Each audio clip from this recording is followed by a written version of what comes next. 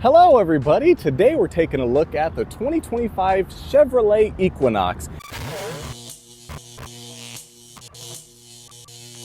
It's a nice, like a mid-sized crossover SUV type thing going on here in a nice white color. And as you can see, we are in the great state of Texas. It does look very nice and it actually is very good at driving as well, believe it or not. We got this nice little key fob here. As you can see, we got all the stuff you want on it, including locking and unlocking the door, panic alarm, as well as a remote start with a simple 2 presses. It'll get started on up so you can cool it down on a nice hot day like today. Now taking a look at the front, we do have some nice projector beams that also function as high beams that are very bright at night. And we do have these nice running lights that look very nice, LEDs, and they are flickering on camera but not in real life. They do look fantastic. The overall design just looks so great. Right here we do have a little tow hook area, which is great if you get stuck in a spot or need to help someone else out, because this car also does have all-wheel drive, which is very nice. There's a switch inside so you can activate it if you need to. As you can see, we do not have fog lights on this model. It is rather a basic model, but it still gets the job done. Over on the front, we do have a camera facing forward for using the lane keep assist and all those special features. Take a look at the tires here. Very nice tires, good looking rims, you know, pretty basic, nothing to really write home about, but they are Michelin Primacy all-season tires with total performance, so you could use them for whatever you want. Got Equinox branding on the side, and now if we take a look at the mirror, we do have blind spot monitoring system that lights up when people are approaching or in your blind spot, which is very nice for safety features. And the good news is the mirrors are heated so they won't frost over and you'll always be able to use them. Always love that. Over here on the door handles, both on the left and the right side, we do have a simple button to lock and unlock the door. As you can see, I just locked it and now I unlocked it, which is very cool, nice to have, so you can just keep the key in your pocket. Taking a look over here on the back, we do have a nice capless gas tank. Very nice, very easy to use, and you don't even need to push a button inside to open it up. Just simply press on it and you're good to go. Now taking a look at the back, we also do have some nice tail lights, very nice, along with the blinkers as well as the reverse lights. As a matter of fact, we got the blinkers on. As you can see, they are red and not amber colored, so just keep that in mind if you happen to want amber colored. But of course, back over on the front, we do have the amber color lights flashing, and they do look nice. I do like the design. That just looks, come on, that looks nice, right? You can't argue that. Now, once again, on the back, we do have the backup camera, which is very good and does have guidelines that do turn with the wheel, which is very nice. Down on the bottom bumper, we do have parking sensors that let you know when things are too close, so you can try not to hit things. Now, what I will say about the backup camera is, as I was using it, it makes things look like they are much closer than they actually are. So you do have a lot of wiggle room, because it looked like I was about to hit a wall. I got out and there was like 3 feet left. So that's wild to me, but I guess that's better than it looking like it's far away and then it's too close and then you hit something. So keep that in mind. We do have this nice windshield wiper on the back, which is pretty cool if you want to keep things nice and clean. Now we can just press the button underneath the nice bow tie, pop open the lift gate, and bam, here we go.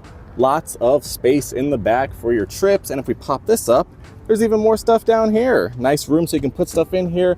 And if I could figure out how to pull this up, we do have a tire down there. You just trust me, you guys saw it a little bit. Close it up, and there's a lot of storage space back here. You can also fold down the seats if you need more space for lumber or something. We do have some nice white lights on the side, not too bright, but good enough to get the job done in the dark. Now, one thing I did notice, there's no button to automatically close the lift gate, so I think it would be right here. Maybe a different model would have it. So in this case, you can simply pull it down, and it doesn't want to go, so you gotta, actually go all the way with it, and then you're good to go. Up on the top, we do have a shark fin for satellite reception, and right here we also do have another brake light. Now, if we pop open the back so you can see, we do have ample space back here for even the taller people in your life. I mean, maybe if they're not 7.5 feet tall or something, but for the most part, anybody will fit back here comfortably. We also do have 2 USB Type-C charging ports, along with some air vents to keep everybody nice and cool or warm depending on the season. As you can see, we do have the cloth interior, which looks pretty nice, although as you can see, it can get scuffed up, but it is fairly easy to clean unless, the kids spill some lemonade or fruit punch back here, and then it just gets in there, and then that's the end of it. Now, of course, in the middle, we do have this little armrest that pulls down with 2 cup holders to keep the drinks nice and in place, and they are fairly good cup holders with some nice grip inside. Up top, once again, we do have some white lights that aren't overly bright, but definitely give you a nice ambient light in case you need to see stuff in the dark. On the back of both seats, we do have some little pockets here so you can put stuff in here, papers, umbrella, t-shirt, something like that. Keep things nice and organized. Over on the door, we do have the handle to open it up along with the window controls, and the windows do go all the way down, which is always nice to see. I hate when it goes halfway, that's just annoying. And then go back up. Yes, sir. We do have some storage space in the door along with the door handle here with some nice grippy material as well. And overall, a very spacious back seat for anybody. Now moving on into the front seat, we'll start off with the driver's seat over here on the door. Once again, we do have a bottle holder along with some storage space, nice grip area, as well as controls for all of the windows. Door latch to open the door and buttons to lock and unlock all the doors. Now, as you can see, the seat is pretty comfortable and it is cloth once again, but it also is a manual seat. Although if you use this handle in the front, you can raise and lower the seat, which is very nice. On the front, you're gonna move it forward and back, and then this one's gonna move the back up and down. Over here on the side, we have the parking brake, all-wheel drive toggle auto hold feature, which I like, so you can take your foot off the brake while you're sitting at a red light, along with the auto stop start, which some people like, some people don't like. They say it saves gas, but it's a little iffy depending on the situation. Now, if we sit inside, get here, this is a nice POV view of what it looks like from the cabin. It's very hot in here, so I'm gonna use the push start to get the car started up and get this AC running. Now, what I really do like and appreciate is this all digital display for the speedometer and all the other different settings. It's very vibrant, looks amazing, and gives you all the information that you need. Now, over here on the left side, we do have the controls for the windshield wipers in the front as well as in the rear. High beam toggle right here, and as you can see, it lights up on the dashboard when the high beams are turned on. This also does have automatic high beams, so it'll automatically turn the high beams on when they're needed and turn them off when other people are coming so you don't blind them. Now, looking at the air vent here, it's actually pretty cool. It kind of reminds me of a Jeep. It's got that nice round design, and you can angle it however you need to get it right in your face or, you know, not on your face. That doubles on the right side as well, but the ones in the middle, they are pretty basic, just go up and down. You can move them left and right as well, but you know, it's not a 360-degree pivot. Now back on the steering wheel, we do have a bunch of controls, and that's not even only including the front. So obviously in the middle, we do have the horn, which works. And then right here, we do have the cruise control toggles, as well as the gap length, whether you want 1, 2, or 3 cars for the following distance, and you can set and add speed. And then over here on the right side, we have voice control, music controls, heated steering wheel, which is very cool with a simple press of a button.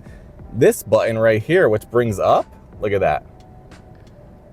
Well, it should load, but we do have Google Maps popping up right there, and then the speedometer goes down in the corner, and with a simple press, it'll go back to how it was. You can adjust it to exactly what you want. There's all these different options here, and it's pretty cool. As I said, I really do appreciate this all digital display. And like I said, there's more buttons here, including on the back. Not only do we have paddle shifters on the left and the right side, but we do have music controls as well for volume and track controls. Now this kind of caught me off guard. Instead of having a standard shifter in the middle, we do have a column mounted shifter, but it's not like one of those old school ones that are in trucks. This is basically more of a digital one, similar to a Tesla. You go up for reverse, down for drive, middle for neutral, as well as parking. You just simply push this in. Now, it is slightly different from a Tesla because instead of just pushing it up and down, as you can see, it won't go. You have to actually pull it this way and then go up if you want it to go to reverse, and then down if you want to go to drive, and just simply hold it back for neutral and then, you know, push it in for park. Very cool. And I like that it has lights on it as well as being on the display, so you know exactly what mode you're in. Now down here, we do have some AC controls, including heated seats on both sides of the front seats. We also do have the defrosters as well as circulation AC, you know, basic stuff. Then we do have over here how strong you want the fan to be, all the way up, or all the way down, or somewhere in the middle. Over on the right side, we have temperature controls, whether you want cold, hot, or somewhere in the middle. Underneath of that, we do have 2 USB ports. One is a Type-C and one is a USB-A port, so you can charge up your devices. Obviously, the USB-A port is going to be slower than the Type-C, but you know, whatever you happen to have, you're good to go. Now, right here, we do have this really nice entertainment system that does have Android Auto as well as Apple CarPlay and even the Play Store and Google Assistant all built in here with Alexa and all that. Wi-Fi hotspot, you got everything that you need. As you can see, it's very responsive, can do whatever you want. Obviously, in order to use the internet stuff, you need to have an internet plan. That's why it wasn't popping up. But if you have your phone connected, you're able to do that for free without any issue. Now, I will say some things are a bit confusing on here. Like for some reason, controlling the headlights, instead of being over here anywhere, it's on here. Now the good news is there's auto headlights, so you don't really have to worry about it, but if you don't like auto headlights for whatever reason, or you want to turn them on yourself, you have to go through the settings and find it, and it takes some time sometimes, so you might want to read that manual. Now on that note, controlling the music. So I was trying to adjust the equalizer, the bass and everything, because when I picked up this car, it sounded terrible, and it was just like balance on the right side. The treble was super high. I was like, yo, this sounds bad. I don't like it. So I eventually figured it out. I literally had to go into FM. Okay, let's turn off the music. And then up here on the right side, it's right here. But I was using Apple CarPlay, and the setting just isn't anywhere unless you're, I guess, just in the radio settings. But then you go to sound, and then right here you have your options. But no matter what I do, it still, you know, doesn't sound great. So I just kind of gave up and just put it at whatever. But you know, obviously stock stereo, you know, you get what you get. But some cars are pretty good ones. This one just does not. Now over here in the middle, we do have the nice center console. And because we don't have the shifter, we have extra space. So right here, of course, we do have some space to put some stuff. Over here, some space to put some stuff. Right here, more space to put some stuff. And it does have grippy material to keep it from sliding around. And then of course, we do have 2 cup holders in the middle as well, which are full-sized and ready to go. Now right here in the middle, center console armrest, pop it open, and we do have ample space in here as well. And as you can see, it's very dark in here. What is this? We got a little organizer thing. I guess you can put it up here, but they just had it in there, and there's no charging ports in here. It's just literally a hole. So, you know, more space though. Up here, nothing.